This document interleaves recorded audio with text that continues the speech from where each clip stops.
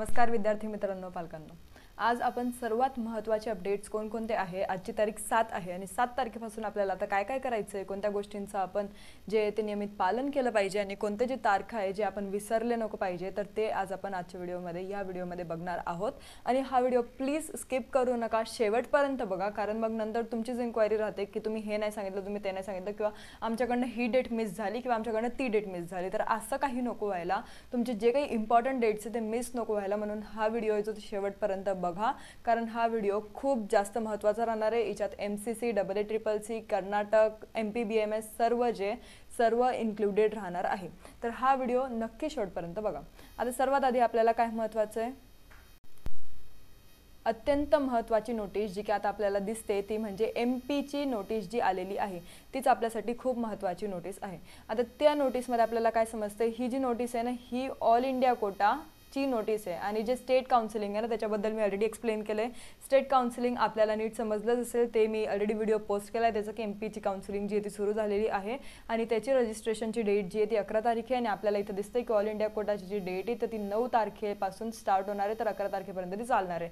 आणि जर स्टेट कोटाची बघितली तर ते 11 तारखेपासून ते 13 तारखेपर्यंत चालणार आहे। तर ह्या दोन गोष्टी लक्षात घ्या, तुम्ही 9 तारखेला जे आहे ते स्टेट कोटाचं रजिस्ट्रेशन करायला घेऊ नका, 9 तारखेला ऑल इंडिया कोटाचंच रजिस्ट्रेशन होईल, तर हे नीट लक्ष द्या। आणि 9 तारीख म्हणजे काय, परवाच तुम्हाला जे MP ची काउन्सिलिंग आहे ती रजिस्ट्रेशन ते करायचं आहे। 11 तारखेपर्यंतच आपल्याला वेळ आहे, नंतर आपल्याला वेळ नाही आहे, नंतर डायरेक्ट चॉईस फिलिंग होईल आणि नंतर तुम्ही पश्चाताप नको करायला, म्हणून आता हे जे डेट्स आहे हे लक्षात घेऊन चाला।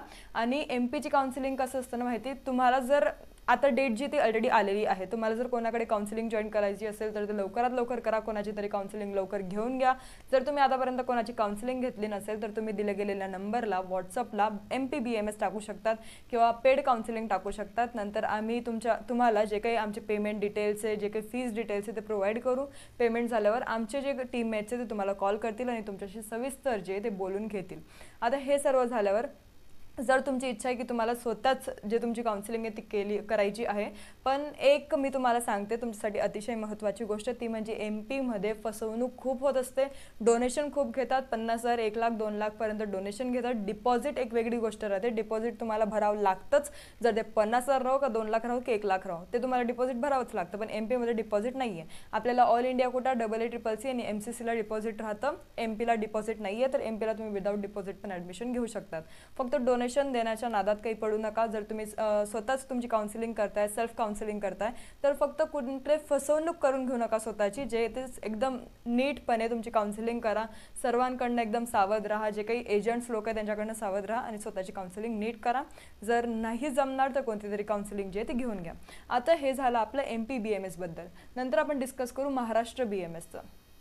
4 तारखेपर्यंत आपलं जे रजिस्ट्रेशन आहे ते होतं, जर तुम्ही केलं नसेल तर तुम्ही आता जे रजिस्ट्रेशन आहे ते करू शकत होते। जर तुम्ही मिस केलं असेल तर सेकंड राऊंडला, थर्ड राऊंडला तुम्ही आता वाट बघा। आता ज्यांनी रजिस्ट्रेशन केलेलं आहे त्यांचं प्रोव्हिजनल मेरिट लिस्ट, जी स्टेट मेरिट लिस्ट आहे SML ज्याला आपण म्हणतो, BMS BHMS साठी ते येणार होतं 6 तारखेला, पण अजूनपर्यंत आपलं जे SML आहे ते आलं नाही आहे। अजूनपर्यंत आपल्याला दिसतंय की वेबसाईटला काहीच अपडेट नाही आहे आणि आज संडे असल्यामुळे आज पण थोडं डिले होईल, कारण कालच आलं नाही, तर आज दुपार किंवा संध्याकाळपर्यंत तुम्ही वाट बघा किंवा उद्या सकाळी ते येऊन जाईल, तर उद्या सकाळपर्यंत तुम्ही वाट बघा। आपल्याकडे दुसरं ऑप्शन पण नाही आहे। जेव्हा आपल्याला वेबसाईटला ते अपडेट होईल तेव्हा आपल्याला समजेल की आपलं जे SML आहे ते येऊन गेलेलं आहे। नंतर पब्लिकेशन ऑफ सीट मॅट्रिक्स जे राऊंड 1 साठी ते 8 तारखेला होणार आहे, म्हणजे आपल्याला सर्व सीट्स मॅट्रिक्स जे ते समजून जाईल। आणि चॉईस फिलिंग लक्षात घ्या की चॉईस फिलिंग तुम्हाला 8 ते 10 तारखेपर्यंतच करायची आहे आणि नंतर तुमचं सिलेक्शन लिस्टचा जो रिझल्ट आहे तो 12 तारखेला येऊन जाईल। आणि ऑल इंडिया कोटाचे जे आपलं Maharashtra CET सेलचं 15% all India quota राहतं प्रायव्हेटसाठी, त्याचं पण शेड्यूल ऑलरेडी आलेलं आहे आणि त्याचं पण शेड्यूल तुम्ही बघू शकता। तर रजिस्ट्रेशनची डेट आहे ती गेलेली आहे। तर आता जर तुम्ही ऑलरेडी रजिस्ट्रेशन केलं असेल तर चॉईस फिलिंगची डेट जी ते बघून घ्या आणि मी ऑलरेडी त्याच्यावर व्हिडिओ बनवला आहे, ते सविस्तर तुम्ही बघू शकतात। MCCचं जे राऊंड 2चं जे अपडेटेड शेड्यूल आलं होतं त्याच्यात आपल्याला दिसतंय की आपलं रजिस्ट्रेशन जे आहे ते 4 तारखेपासून 9 तारखेपर्यंत होतं आणि चॉईस फिलिंग जे आहे ते 5 तारखेपासून 9 तारखेपर्यंत आहे। तर 9 तारखेपर्यंतच तुम्हाला वेळ आहे की तुम्ही MCCची जी चॉईस फिलिंग आहे ती करू शकतात। 5 तारखेपासून ती स्टार्ट होऊन गेलेली आहे आणि परवापर्यंतच तुम्हाला जी MCCची चॉईस फिलिंग आहे ती पूर्ण करून लॉक करून टाकायची आहे। नंतर तुम्ही वाट बघू नका, 9 नंतर तुम्ही बिलकुल ती वेबसाईट जी आहे ती ओपन करू नका, कारण चॉईस फिलिंग तिथे अवेलेबल राहणारच नाही। आपल्याला 10 ते 11 मध्ये जो आहे तो रिझल्ट भेटून जाणार आहे। 12 इथं सर्व जे सीट अलॉटमेंट्स आहे ते प्रोसेस होणार आहे आणि आपल्याला प्रोविजनल रिझल्ट भेटू शकतो आणि इथं आपल्याला जो फायनल सीट अलॉटमेंट आहे 12 तारखेला ती भेटणार आहे. नंतर आपण बघू AA-CCCचं काय सीन आहे.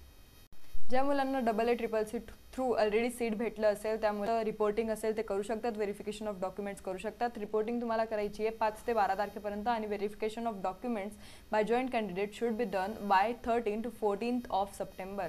नंतर तुम्हाला जे सेकंड राऊंडसाठी रजिस्ट्रेशन आहे त्याला टाईम दिला गेलेला आहे की तुम्ही 17 तारखेपासून ते 22 तारखेपर्यंत जे ते रजिस्ट्रेशन करू शकतात. आणि जर तुम्हाला चॉईस फिलिंग करायची असेल, जर तुमचं ऑलरेडी रजिस्ट्रेशन झालं असेल, तुम्ही जर सेकंड राऊंडची वाट बघताय तर ते होईल 18 ते 22 तारखेपर्यंत. जर तुम्ही म्हणणार की अजून महाराष्ट्र MBBS BDSचं काय अजून काही आलंच नाही आहे, तर महाराष्ट्र MBBSसाठी आपलं अजून शेड्यूल जे आहे ते पब्लिश झालेलं नाही आहे, ते लवकरात लवकर होऊन जाईल. कारण ऑलरेडी आपला BMSचा जो फर्स्ट राऊंड आहे तो आता होऊनच जाईल. जेव्हा फर्स्ट राऊंड होईल तेव्हा तुम्ही एक्सपेक्ट करू शकतात की MBBS BDSचा जो सेकंड राऊंडचा शेड्यूल आहे तो नीट एकदम ते अपडेटेड शेड्यूल त्यांचं येऊन जाईल त्यांच्या वेबसाईटला, तर तुम्ही वाट बघा. आता कर्नाटकचं कॉलेजेसचं रूल्स आहे, अमेंडमेंट रूल्स होता त्यांचा, ते ऑलरेडी आलेला आहे. त्यांनी काल रात्री एकदम रात्रभरात पूर्ण जे नोटिसेस आहे 1-2 वाजता त्यांनी पब्लिश केले होते. ते नोटिसेस पब्लिश करून त्यांनी डिलीट पण केले, ते रिमूव्ह पण केले. आपण जर ते आता वेबसाईट त्यांची ओपन करून बघितली तर त्यांच्या लेटेस्ट शेड्यूलमध्ये जर तुम्ही क्लिक करणार तर तिथं दाखवण्यात येईल की ते नोटीस जे ते ऑलरेडी रिमूव्ह करण्यात आलेले आहे आणि आता आपल्याला कोणतीच नोटीस जी ते अवेलेबल नाही आहे. ते त्यांनी खूप सारे रूल्स जे ते चेंज केले. चॉईस 1, चॉईस 2, चॉईस 3, चॉईस 4 त्यांनी लॉकिंग ऑप्शन्स ठेवलेले आहे आणि तर चॉईस फिलिंग पण ते म्हणताय की आपलं जे चॉईस फिलिंग आहे कर्नाटकचं ते स्टार्ट होणार आहे. तर ते पण तुम्ही एकदा बघून घ्या कारण त्यांचे खूप सारे राऊंडचे जे चॉईसेस आहे ते बदलले गेलेले आहे. आणि राऊंड 3 साठी जर तुम्हाला अप्लाय करायचं असेल MBBS BDSचं तिथं, तर राऊंड 3 साठी तुम्हाला डिपॉझिट भरावं लागतं. जर तुम्ही डिपॉझिट नसेल भरलं आणि तुम्हाला कोणतं कॉलेज, जर तुम्ही चॉईस फिलिंग पण केली तुम्हाला कॉलेज अलॉट होणार नाही. जर तुम्ही डिपॉझिट भरलं तरच तुम्हाला कॉलेज अलॉट होईल. तर ते त्यांचे रूल्स एकदा तुम्ही नीट बघून घ्या.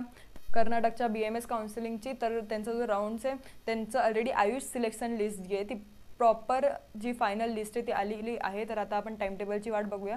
बाकी अजून तर काही अपडेट नाही आहे आणि अजून काही अपडेट असेल तर मी नक्की तुम्हाला कळून देईन. जे सर्व नोटिसेस आहे ना ते ऑलरेडी आमच्या व्हॉट्सअप ग्रुप चॅनलला आम्ही अपलोड केलेले आहे. तर तिथून तुम्ही आजपर्यंत जॉईन नसाल तर ते नक्की जॉईन करा. तर तिथं तुम्हाला सर्व जे नोटिसेस आहे ते ऑन टाईम सर्व भेटत राहतात. तर तुम्ही एक पण जे काउन्सिलिंगची डेट किंवा एक पण जे अपडेट आहे ते मिस नाही करत. आणि जर तुम्ही आतापर्यंत सबस्क्राईब केलं नसेल चॅनलला तर नक्की सबस्क्राईब करा.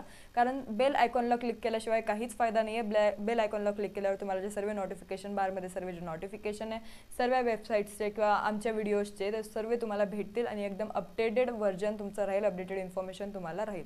धन्यवाद.